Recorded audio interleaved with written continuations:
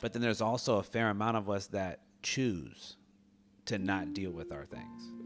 That to me is more detrimental, because we're actually making a choice in that scenario to say, I'm going to avoid this. I don't want to deal with this. I don't need to address this right now. But there's so many inherent costs to not dealing with it. But sometimes we don't like make those connections because we're not giving ourselves the time to sit with it, to experience it, to reflect upon it. And that's what I mean when I'm saying there is a difference between some people that just aren't in the right circumstances to maybe prioritize their mental health or their emotional health, because physical health is all out of whack, right?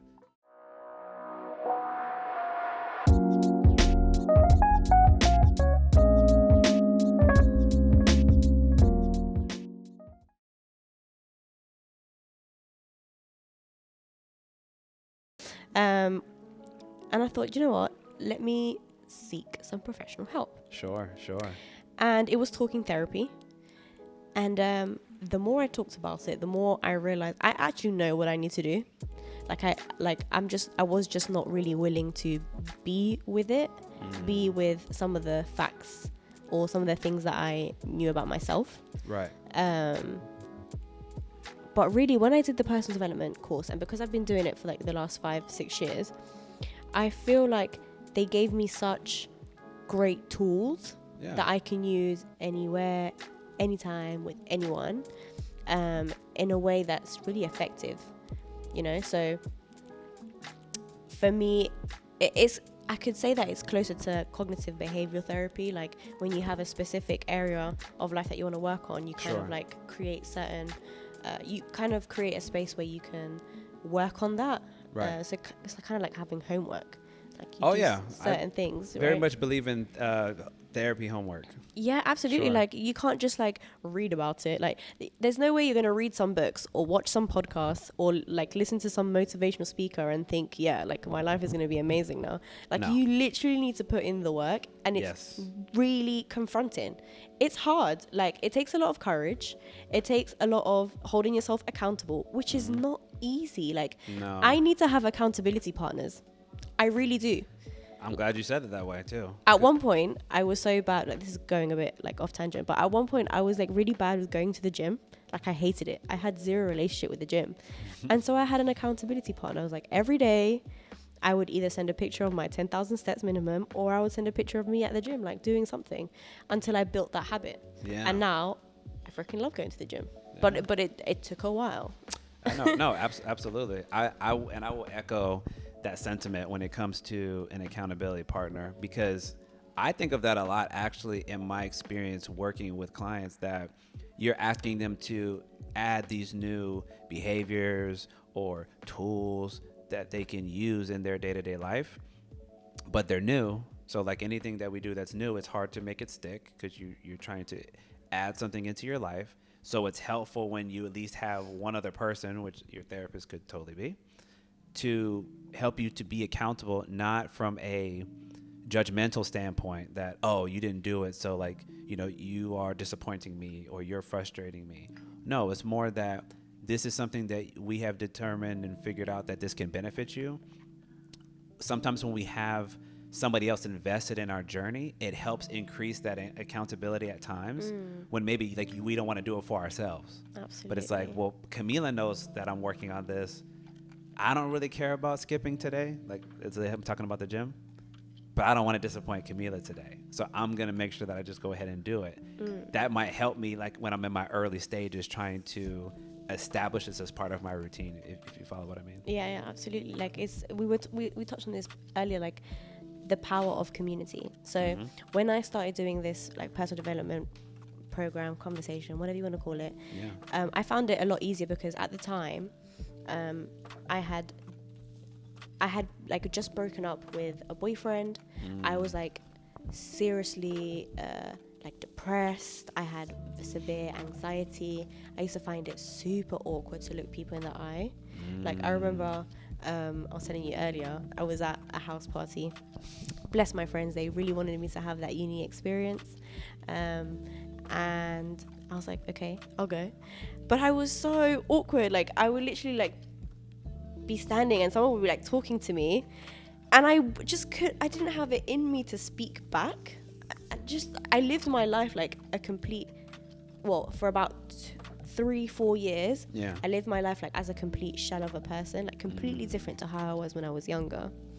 So you can kind of think of it as like a group session. Yeah. The fact that I got to just sit at the back silently was perfect for me, because I didn't want to open up. Like, I couldn't bear the thought of sharing such vulnerable things to someone, you know, and I had like these constant thoughts of, they're gonna judge me. Like, there's no way that they're not gonna judge me. Like I've done some bad shit, or like some bad shit has happened to me. Yep. And how can people not judge?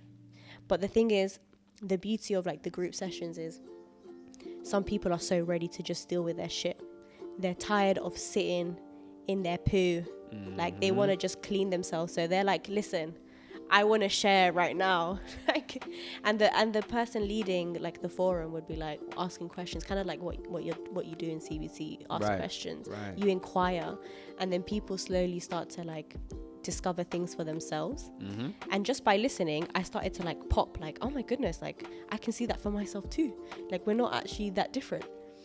So I think, and the more I stuck to doing these courses, the more I found my confidence, the more I wanted to share, and I saw the power of sharing. Oh, like, yes. It's so, like, sharing with people who listen, who have the skill of listening, because listening is a serious skill. Oh, yes. Requires a lot of patience. Yeah, a lot of focus, you know, to like be an active listener. To be, I consider it, I talk so much, and I'm sure people probably get tired of me saying it, but it's really important. I talk so much about just the level of intentionality when you do something, right? Like you were just saying, sharing, right? That's why we're here. Like, that's literally why we're recording this, why we're talking about it, why we're being very open. Like, I say that all the time, because I know that when I was young, like, I needed to see this. This is also for me. And anybody that was like me that didn't get to come from that environment and feel like they were encouraged to be open and vulnerable with those around them. So sharing is absolutely important. That's precisely why we're here talking about it. And also because the other part you just mentioned, that's how we recognize so much of the similarities that we have. We would never know that if we never said anything about it to each other. We just look around, we walk, we talk to each other, and we judge everybody. Oh, I bet you she's this way. I bet you he's this way. But we never take the time to sit there and actually ask the person who they are, what they're about, what they went through, how they got to this point. And you might find, wow, there might be way more in common than you actually thought. But we never are willing in those cases to take the opportunity to just ask and be curious. But do you know what? Why I feel that people don't do that? Why? It's because when we're so deep in our own mess, we live in our own bubble. Like, we don't even have space for other people. Sure. And to inquire into other people's life, because we're like knee deep in our own stuff.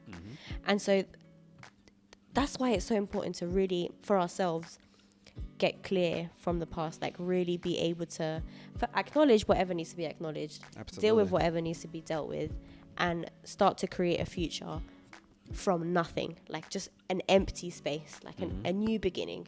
Yeah. And start creating the life that you really want. Yes. No, I cannot agree more. And I think it's like, we talk about that, like I remember when we studied psychology, like basic psychology, about the hierarchy of needs. And it's hard to care about, you know, kind of macro level, big picture type issues. It's hard to care about them when you're housing insecure, when you're food insecure, when you're worried about whether you're going to have power in your home. Is this Maslow's theory? Yeah.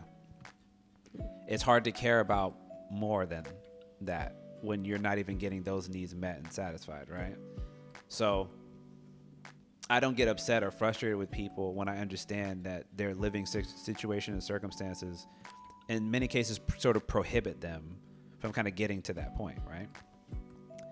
But then there's also a fair amount of us that choose to not deal with our things. That to me is more detrimental, because we're actually making a choice in that scenario to say, I'm going to avoid this.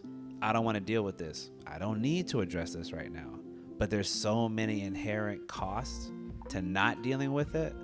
But sometimes we don't like make those connections because we're not giving ourselves the time to sit with it, to experience it, to reflect upon it. And that's what I mean when I'm saying there is a difference between some people just aren't in the right circumstances to maybe prioritize their mental health or their emotional health, because physical health is all out of whack, right?